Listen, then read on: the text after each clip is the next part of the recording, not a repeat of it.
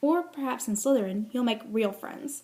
Those cunning folks use any means to achieve their ends. Hello, my name is Sharon Lord, and today I'll be commemorating Harry Potter. This is a quote from the first Harry Potter book, Harry Potter and the Sorcerer's Stone. It sounds a little dark, but later in my speech, you'll learn it's really not. I have read and reread Harry Potter so many times that I've lost count. All I remember is reading it for the first time in middle school and falling in love.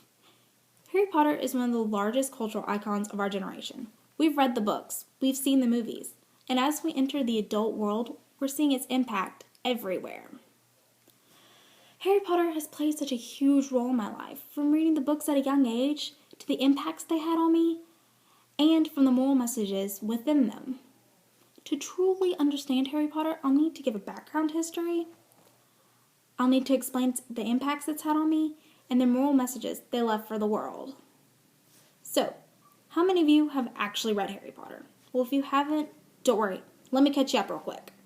There are 7 books that follow 3 friends in their school in Great Britain. The main character is Harry Potter. He is the only person to have survived the killing curse that he received as a baby from the darkest wizard ever known, Lord Voldemort. His parents were killed, and he had to be raised by his muggle or non-magical family, and they were quite abusive.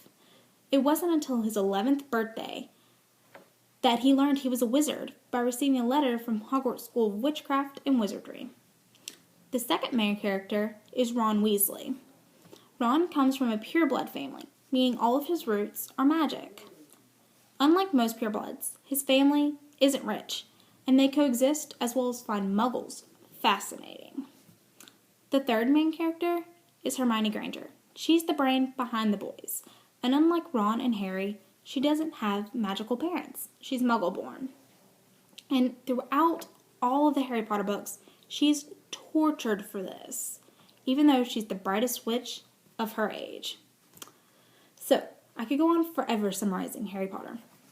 Time constraint. Harry Potter has had such a huge impact on my young life.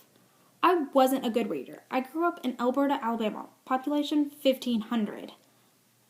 It's a rural farming community, and I was never a part of that. I come from a mixed culture on both mom and dad's side.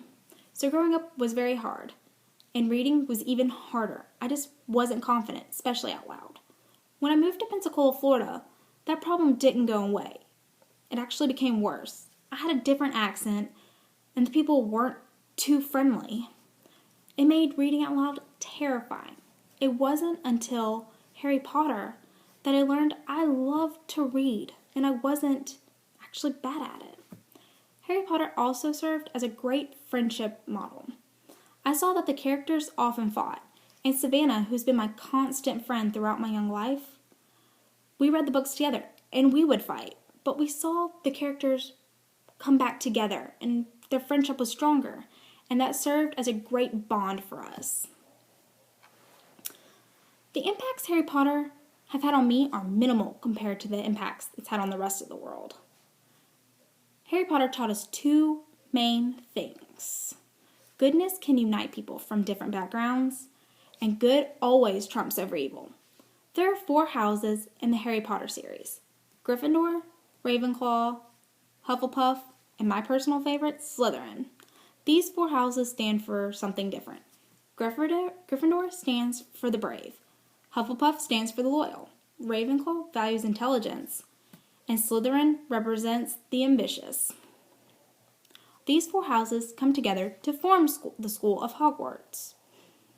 Voldemort is an extended metaphor for evil. He doesn't accept differences, and he wants to destroy all those who are not purebloods. People from all walks of life come and try to defeat him and give their lives to save others. But in the final book, Harry Potter and the Deathly Hallows, it takes all the houses to form together to defeat Voldemort. So as you can tell, these aren't just books.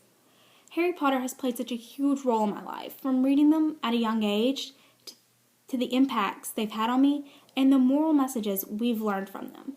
Harry Potter united 3 very different friends from different backgrounds and put them in an even more different school so they could defeat evil. Harry Potter is one of the largest cultural icons of our time. We are the Harry Potter generation, and we're entering the adult world, so the impacts are everywhere. Harry Potter just isn't a book about a boy who goes to a magic school, defeats the bad guy. Harry Potter unites differences, and it values friendship, loyalty, bravery, ambition, intelligence, and uniqueness. And with this, I will end with a quote by Dumbledore. For happiness can be found even in the darkest of times, if one only remembers to turn on the light. Thanks.